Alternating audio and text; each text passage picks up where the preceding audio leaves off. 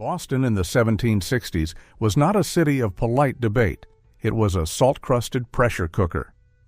To a British official arriving from the refined streets of London, this small peninsula of 15,000 souls looked less like a jewel of the empire and more like a collective hallucination of religious zealots and hardened criminals. Built on the Shawmut Peninsula and connected to the mainland by a narrow, muddy neck of land, Boston was a fortress by geography and a rebel base by temperament.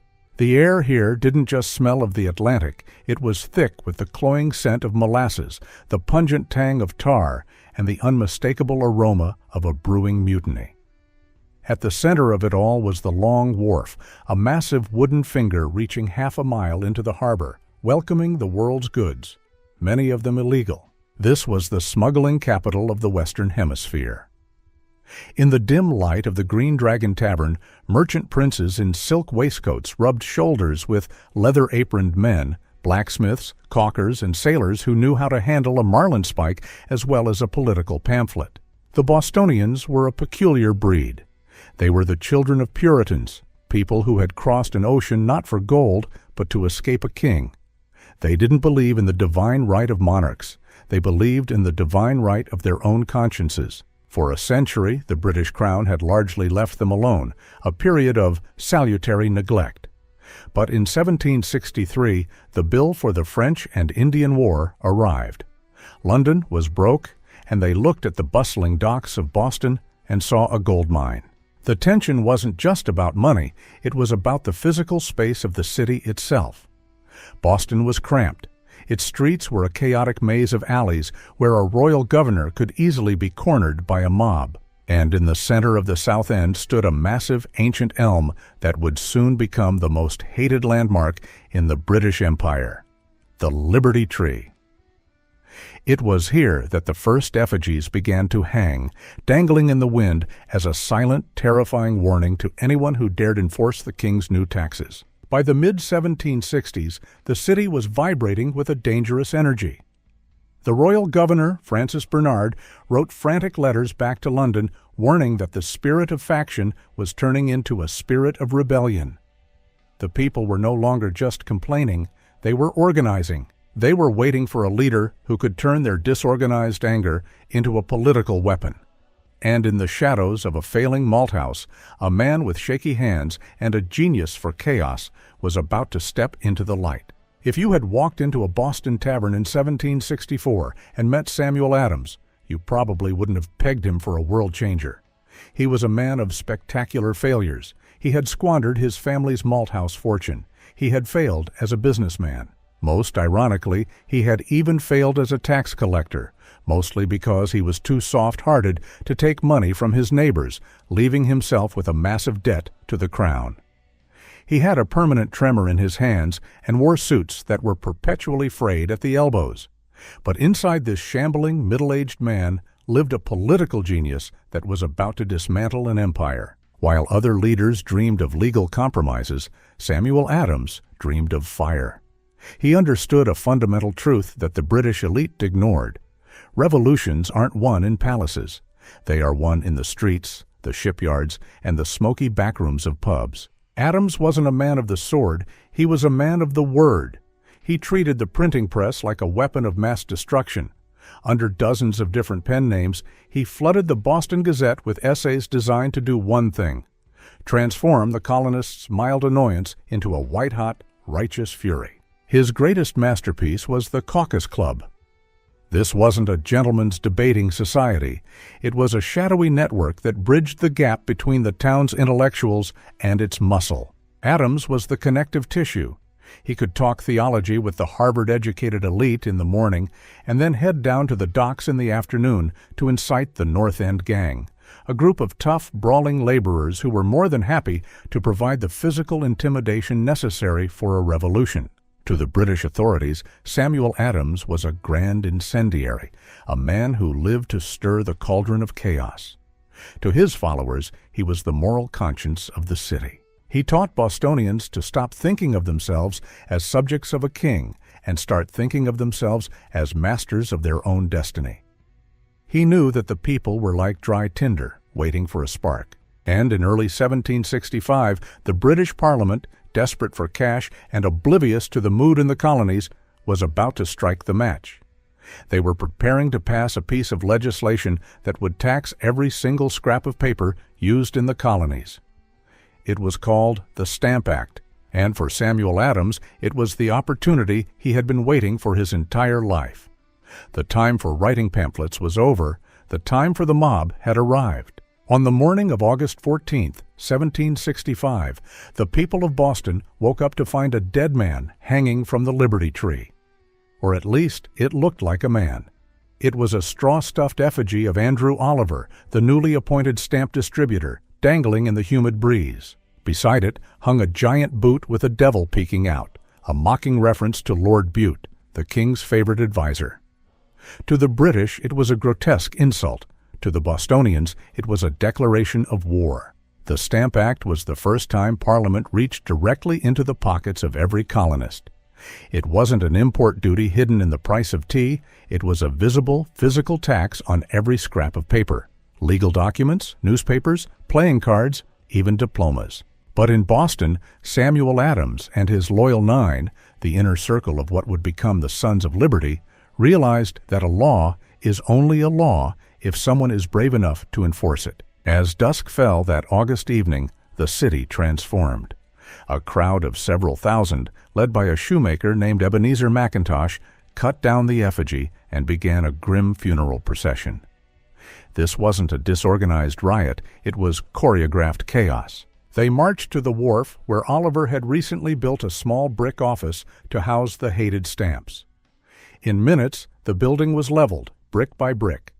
Then the mob moved toward Oliver's home. They smashed the windows, drank his wine, and beheaded the effigy on his front lawn. The message was received. By the next morning, Andrew Oliver had resigned. He realized that no amount of British gold was worth being burned alive by a Boston mob. This pattern repeated across the city. On August 26th, the fury reached a fever pitch when the mob attacked the mansion of Lieutenant Governor Thomas Hutchinson. They tore the lead off his roof, smashed his fine furniture, and scattered his priceless historical manuscripts into the muddy street. Hutchinson and his family barely escaped with their lives. For the first time, the British Empire saw the Boston style of politics, psychological warfare backed by the threat of total destruction. The Stamp Act was repealed a year later, not because of a polite petition, but because the colonists had made the colonies ungovernable. The British were humiliated, and they were learning a bitter lesson. They realized that the problem wasn't just the law, it was the city itself. To re-establish order, they would need more than paper. They would need steel. And the man who would provide the next excuse for an escalation was Boston's most flamboyant merchant, whose ships were about to become the front line of the rebellion.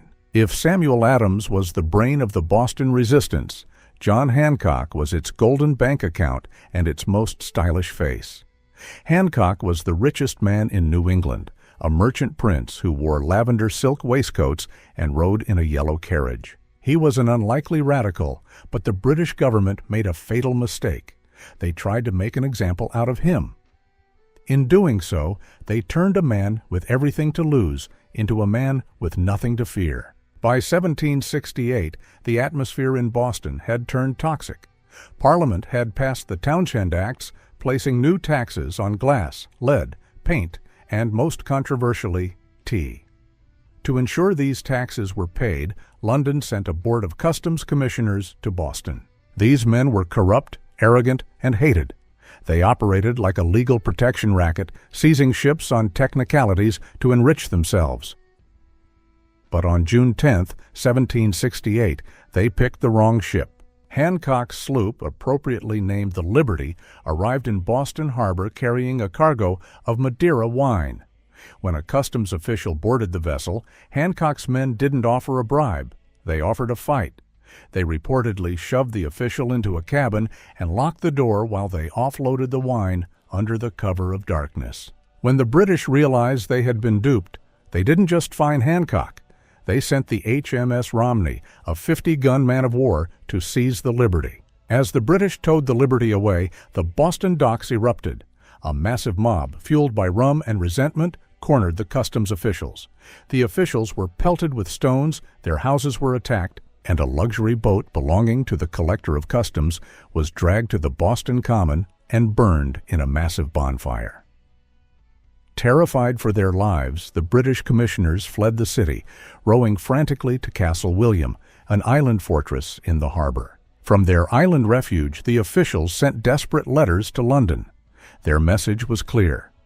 The law of the land is no more. Boston is in a state of open rebellion. They demanded military protection. For years, the British had tried to govern Boston with paper and threats. Now, they decided the time for talk was over. In London, the king's ministers gave the order that would change history forever. They wouldn't send more tax collectors. They would send the infantry. As the summer of 1768 faded, a massive British fleet was already crossing the Atlantic, carrying 2,000 battle-hardened Redcoats with orders to occupy the city. The citizens of Boston were about to find out what it was like to live in a town that had been transformed into an armed camp. On the morning of October 1st, 1768, the residents of Boston stood on the shoreline and watched as the horizon turned a menacing shade of scarlet. 7 heavily armed British warships had positioned themselves in a broadside formation, their cannons pointed directly at the town's steeple-studded skyline. Under the cover of these guns, 2,000 British Redcoats, the 14th and 29th Regiments of Foot, began to disembark at Long Wharf. They marched into the city with drums beating, fife music screaming, and bayonets fixed, as if they had just captured a hostile foreign capital. For a town of only 15,000 people, the arrival of 2,000 soldiers was a demographic earthquake. Imagine a city where every 7th person you pass is an armed agent of a government you despise. This was no longer a political dispute, it was a military occupation. The British commander, General Thomas Gage, expected the cowardly Bostonians to cower at the sight of professional infantry. Instead, he found a city that practiced a form of passive-aggressive resistance that drove his officers to the brink of insanity. The first flashpoint was the question of where these men would sleep. According to the Quartering Act, the colonists were supposed to provide barracks. The Boston town meeting, led by a defiant Samuel Adams, simply refused.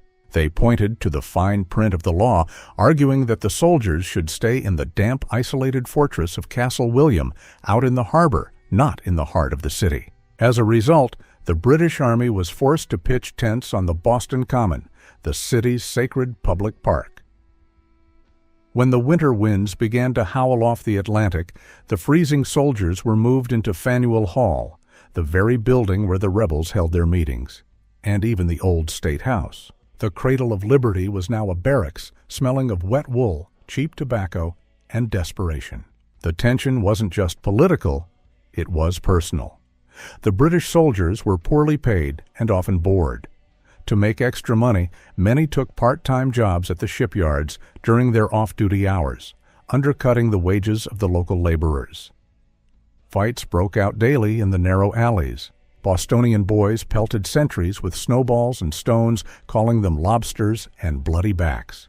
The soldiers, in turn, used their muskets to push citizens off the sidewalks. By 1769, Boston was a pressure cooker with the lid screwed shut. The presence of the army hadn't restored order, it had legalized hatred. Every interaction, a soldier buying bread, a sailor walking past a sentry, was a potential spark. The city was waiting for a moment when the shouting would stop and the shooting would begin. And as the winter of 1770 approached, a single frustrated sentry was about to find himself surrounded by a mob that wanted blood. By the winter of 1769, the British soldier in Boston was the most miserable man in the empire. He was a pariah in a city that treated him like a virus. To the Bostonians, the redcoat wasn't a protector. He was a lobsterback, a bloody back, and a foreign mercenary. Every time a sentry stood at his post, he wasn't just watching for enemies. He was a target for a sophisticated campaign of psychological and physical harassment that would make a modern riot police officer shudder. The conflict wasn't fought with muskets yet. It was fought with ice, filth, and insults. Bostonian boys, coached by their older brothers in the Sons of Liberty, made a sport of baiting the sentries. They would pack snowballs around jagged oyster shells or chunks of coal and hurl them at the soldiers' faces, knowing the Redcoats were under strict orders not to fire. If a soldier stepped off the sidewalk to avoid a group of locals, he was mocked as a coward. If he stayed his ground, he was accused of assault. But the real Cold War was economic. British soldiers were paid a pittance, not enough to survive in a city where the cost of living was skyrocketing due to the very taxes they were there to enforce. To keep from starving, many soldiers sought moonlighting jobs at the local rope walks and shipyards during their off-duty hours. This was a catastrophic mistake. They were stealing work from the very men who hated them most, the tough, brawling laborers of the North End. On March 2, 1770, the tension finally snapped at John Gray's rope walk. A soldier named Patrick Walker approached a group of workers and asked if there was any work to be had. One of the laborers, a man named William Green, sneered and told the soldier he could clean out the latrine. The insult sparked a massive, bloody brawl involving dozens of men with clubs and wooden slats. The soldiers were beaten back, humiliated, and retreated to their barracks, nursing broken bones and bruised egos. For the next 3 days, the city hummed with a low, vibrating dread. Rumors flew through the taverns that the soldiers were planning a massive revenge attack. Conversely, the soldiers heard that the Liberty Boys were going to ring the town bells to summon a mob and slaughter the garrison in their sleep. As the British officers felt the walls closing in, they were no longer an army of occupation. They were prisoners in a town of 15,000 hostile shadows. By the night of March 5th, a thick layer of ice covered the cobblestones of King Street. The air was unnaturally still. A lone sentry, Private Hugh White, stood in front of the custom house, guarding the king's gold. He had no idea that in less than an hour his name would be etched into history as the man who pulled the trigger on a revolution. The night of March 5th, 1770, began not with a battle cry, but with the frantic, rhythmic clanging of church bells. In colonial Boston, the sound of a bell usually meant one thing: fire. Hundreds of men and boys poured out of their homes into the freezing night, carrying leather buckets, only to find the air clear of smoke. There was no fire. Instead, there was a different kind of heat building in the center of the town. It started with a wigmaker's apprentice shouting an insult at a British officer on King Street. A lone sentry, Private Hugh White, stepped off his pedestal to defend his superior's honor, striking the boy with the butt of his musket. Within minutes, the sound of the scuffle and those mysterious bells had drawn a mob of nearly 400 people. They were armed with clubs, ice chunks, and a decade's worth of pent-up resentment. White was trapped. He retreated to the steps of the custom house, the building that held the king's tax money, and leveled his bayonet at the surging crowd. He was screaming for help. Captain Thomas Preston and 7 soldiers from the 29th Regiment pushed through the mob to rescue him, forming a tight, desperate semicircle. The soldiers were terrified, their boots slipping on the treacherous ice. The mob was mocking them, pressing their chests against the bayonets, daring the lobsters to pull their triggers. "Fire!" the crowd screamed, knowing the soldiers couldn't legally shoot without a civil magistrate's order. "Damn you, fire!" Then a heavy club hurled from the darkness struck Private Edward Montgomery. He slipped, his musket clattering onto the ice, and as he scrambled to his feet, he fired a single, ragged shot into the air. For a heartbeat, there was a terrible silence. Then the square erupted in a chaotic, unsanctioned volley. The smoke from the black powder hung heavy in the freezing air. When it cleared, the white snow of King Street was stained a deep, shocking crimson. 5 men lay dead or dying. Among them was Crispus Attucks, a sailor of African and Native American descent who became the first man to die for an American independence he would never see. The British soldiers retreated to their barracks as the town's alarm continued to scream. The unthinkable had happened. The king's troops had slaughtered the king's subjects. By dawn, the bodies were cleared, but the image of that blood in the snow was already being transformed into something far more dangerous than a street brawl. Samuel Adams was already awake, grabbing his pen, realizing that the tragedy on King Street was the ultimate propaganda weapon he needed to set the entire continent on fire. The most dangerous weapon in the American Revolution was not the long rifle. It was a copper engraving plate. On the morning after the shootings on King Street, the bodies were barely cold, but the battle for the narrative had already begun. Samuel Adams knew that if the events of March 5th were remembered as a chaotic street brawl fueled by a drunken mob, the cause of liberty would look like thuggery. He needed to transform a tragic accident into a calculated act of state-sponsored murder. He needed a miracle of propaganda. He found his partner in Paul Revere. While history remembers Revere as a midnight rider, in 1770 he was a silversmith with a talent for engraving and a radical streak. Working with blistering speed, Revere produced an image that would define the American psyche for centuries. The Bloody Massacre in King Street. The engraving was a masterpiece of political fiction. In Revere's version, the sun is shining brightly, though the event happened at night. The British soldiers are standing in a perfect, disciplined firing line, their faces cold and robotic, acting under the direct, sword-waving command of Captain Preston. The colonists are depicted as well-dressed, peaceful citizens, cowering in horror or tending to their fallen friends. There are no clubs, no oyster shells, and no snowballs. Revere even added a sign over the custom house that read, "Butcher's Hall." It was a lie, but it was a lie that traveled. Thousands of prints were hand-colored and shipped to every corner of the 13 colonies. A farmer in Georgia or a merchant in Virginia didn't see a confused skirmish in the dark. They saw an organized execution of their fellow Americans. Samuel Adams followed the image with a series of articles describing the barbarity of the Redcoats and the sanctity of the victims. He organized a massive public funeral for the 5 dead men, turning a burial into a political rally that brought the city to a standstill. 10,000 people, 2/3 of the city's population, marched in the procession. Through the genius of the Adams-Revere machine, the victims were no longer just dock workers and sailors. They were martyrs. The British were no longer just soldiers. They were bloody executioners. The psychological coup was complete. However, there was a massive problem looming. The British soldiers were still in custody, and they were entitled to a trial. If they were lynched by a mob or convicted in a sham court, the colonies would look like a land of savages. To save the revolution's reputation, someone had to do the unthinkable: defend the murderers. And the man who stepped forward was the one man Samuel Adams trusted most. In the autumn of 1770, John Adams sat in his study, knowing he was about to commit political suicide. He was a rising star in the Boston legal scene, and a cousin to the radical Samuel Adams. But when a British officer approached him, desperate for someone to defend the soldiers who had pulled the triggers on King Street, John Adams didn't hesitate.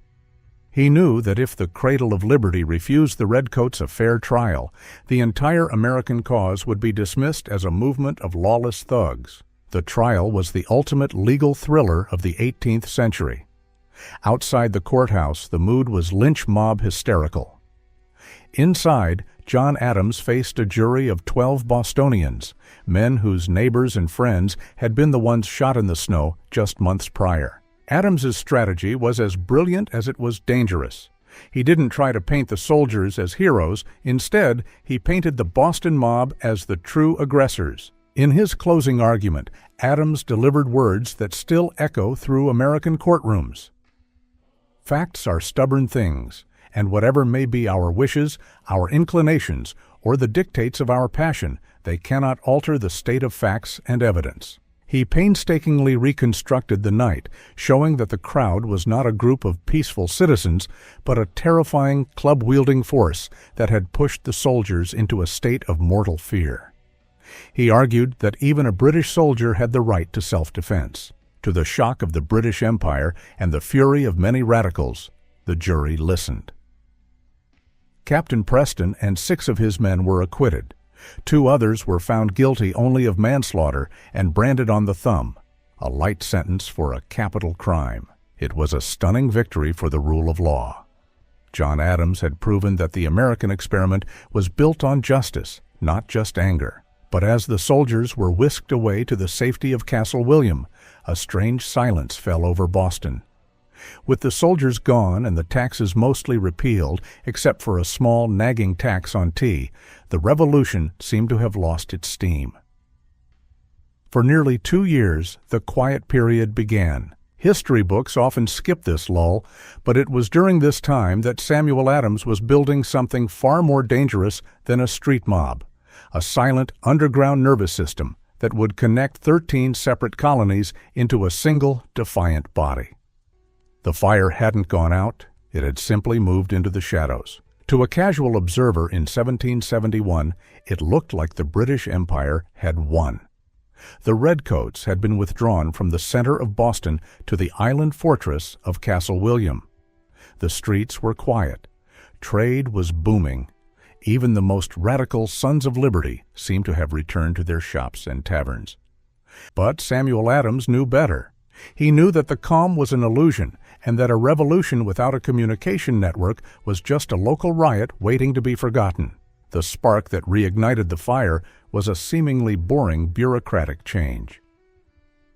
In 1772, Royal Governor Thomas Hutchinson announced that his salary and the salaries of Superior Court judges would no longer be paid by the local Massachusetts Assembly, but directly by the King. It sounded like a technicality, but to the Bostonians it was a death knell for liberty. If the King paid the judges belonged to the King.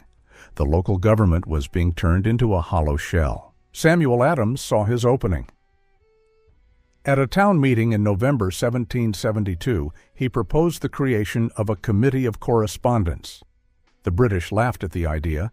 They mocked it as a postal service for grumblers. They didn't realize that Adams was building the world's first revolutionary internet. The system was deceptively simple.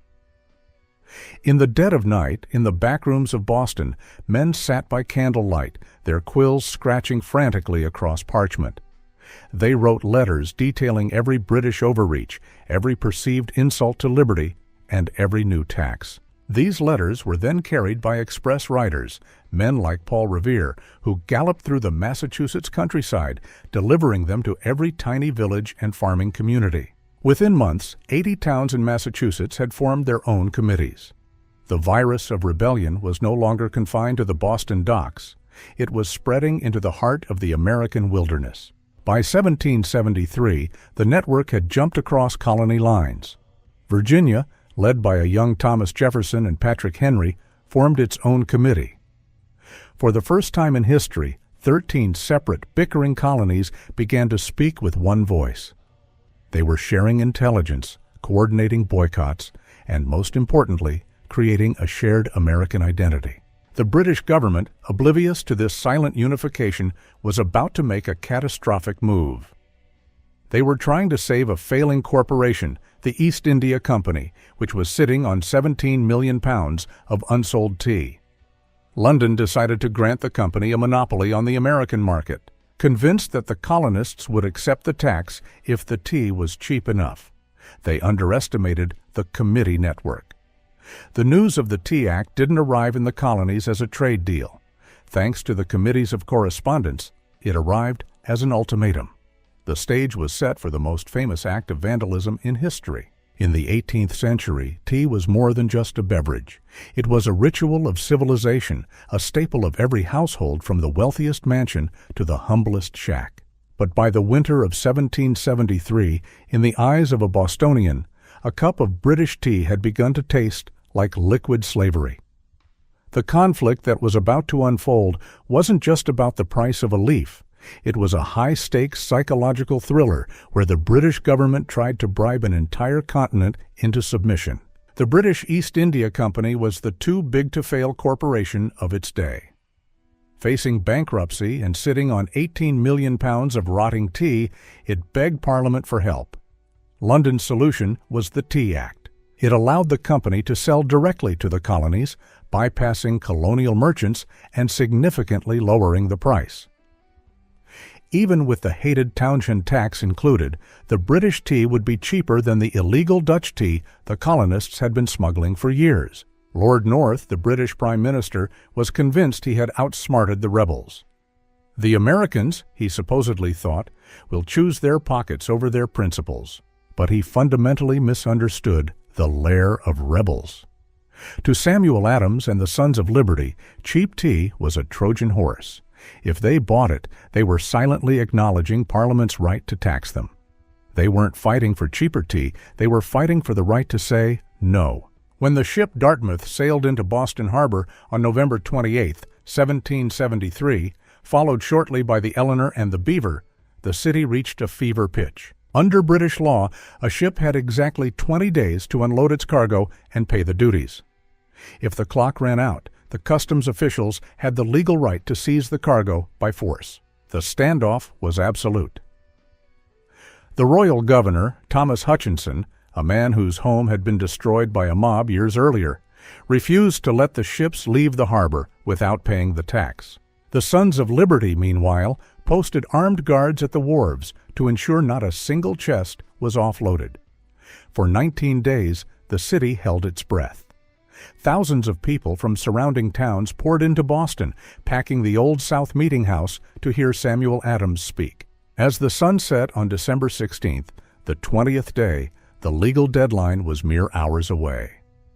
Governor Hutchinson sent word from his country estate. There would be no compromise. If the tea remained on the ships by dawn, the British Navy would move in to seize it. The bluff had been called.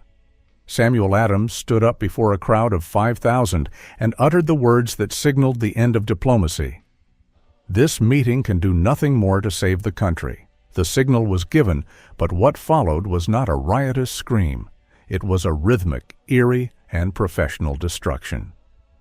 As Samuel Adams' words echoed through the rafters of the Old South Meeting House, a piercing war whoop rang out from the gallery. From the shadows of the streets emerged 3 organized groups of men, their faces smeared with coal dust and red clay, draped in blankets and brandishing hatchets. They were dressed as Mohawk Indians, not to fool anyone into thinking they were actual Native Americans, but as a powerful symbol. They were shedding their identity as British subjects and emerging as something wilder, something purely American. The crowd of 5,000 followed them to Griffin's Wharf in a silence so thick you could hear the lapping of the tide. There sat the 3 ships, the Dartmouth, the Eleanor, and the Beaver. The Indians boarded the vessels with the precision of a military unit. There was no shouting, no looting, and no violence against the crews. In fact, when a padlock was accidentally broken, the protesters reportedly returned the next day to replace it. This wasn't a mob, it was a grand jury of the people carrying out a sentence. For 3 hours, the only sounds were the rhythmic thump-crack of axes splitting cedar chests and the heavy, repetitive splashes as the contents were heaved overboard. They destroyed 342 chests, over 92,000 pounds of tea.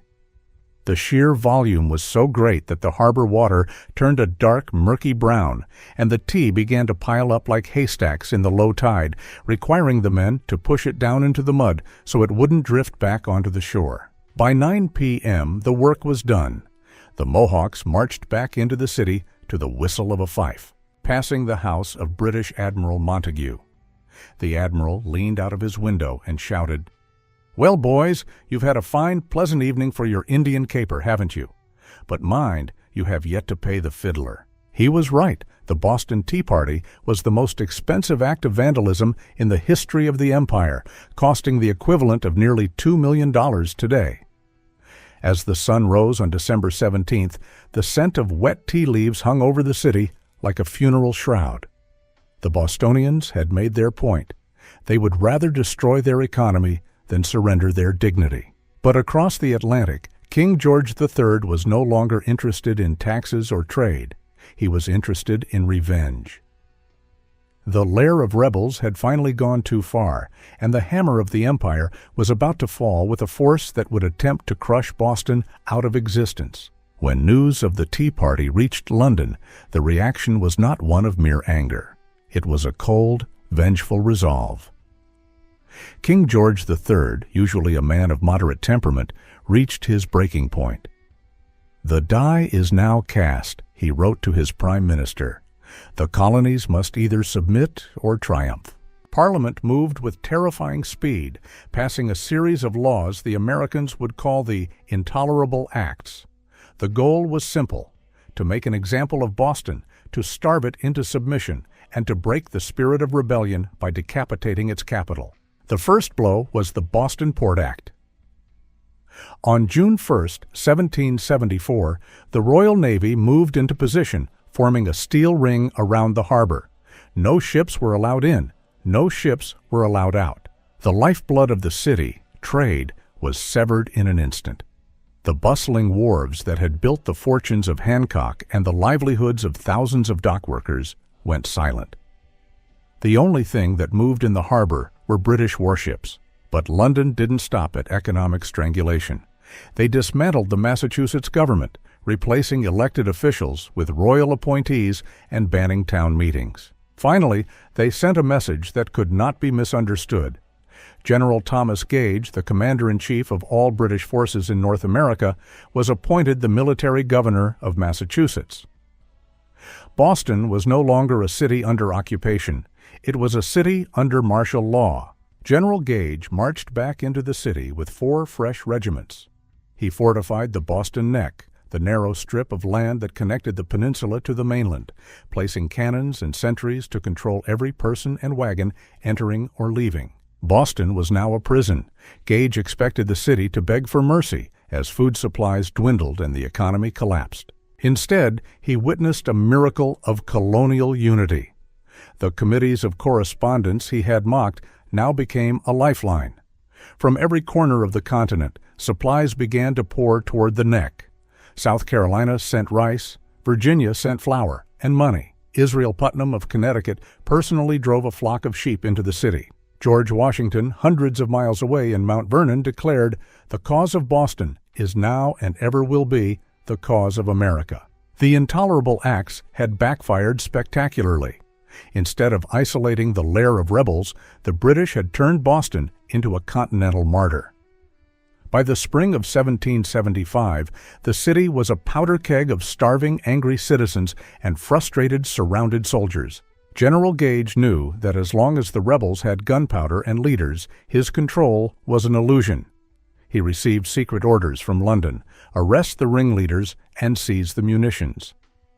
On a quiet April night, he looked across the water toward the countryside, unaware that the city's oldest church was about to light a fire that would consume an empire. By the night of April 18, 1775, Boston had become a city of ghosts and spies.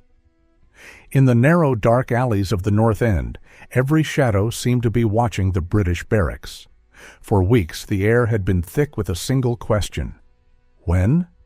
General Gage had his orders. He was to strike a decisive blow by capturing the rebel arsenal at Concord and arresting the 2 men who had orchestrated a decade of chaos: Samuel Adams and John Hancock. Inside his house on Hanover Street, Dr. Joseph Warren, the coordinator of the Boston resistance, received word from a highly placed informant, possibly Gage's own American-born wife, that the British were moving tonight. But Gage was clever. He wasn't marching his troops across the narrow Boston Neck, where sentries would see them. Instead, he was preparing to ferry 700 elite grenadiers across the Charles River under the cover of a moonless sky. Warren summoned Paul Revere. The mission was a desperate gamble. Revere had to cross the water, slip past the HMS Somerset, and ride to Lexington to warn Adams and Hancock. But first, they needed a failsafe. If the riders were captured, the countryside still needed to know the route of the British advance. High in the belfry of the Old North Church, the sexton Robert Newman climbed the creaking wooden stairs, his heart hammering against his ribs.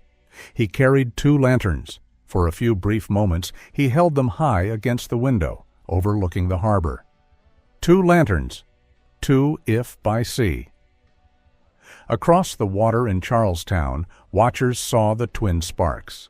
The signal was sent. As Revere galloped through the darkness, he wasn't shouting, "The British are coming!" That would have alerted the Loyalist patrols. Instead, he whispered a far more terrifying message to the farmhouse windows. The regulars are coming out. Behind him, the city he had spent his life defending was becoming a trap. By dawn, the Lair of Rebels would be cut off from the world. At a small bridge in Concord and on a village green in Lexington, the years of pamphlets, street brawls, and dumped tea finally condensed into a single, sharp crack of a musket. The shot heard round the world had been fired. As the sun rose on April 19th, the British troops realized they had walked into a hornet's nest. The men who had spent 10 years mocking lobsterbacks in the streets of Boston were now lining the stone walls of the countryside with rifles in their hands. The decade of protest was over. The city that had invented the American Revolution had finally birthed a war. Boston would soon find itself under a brutal, year-long siege, but the spirit that had survived the Stamp Act and the massacre had already escaped the city gates. The experiment of the Lair of Rebels was now the struggle of a new nation, and there was no turning back.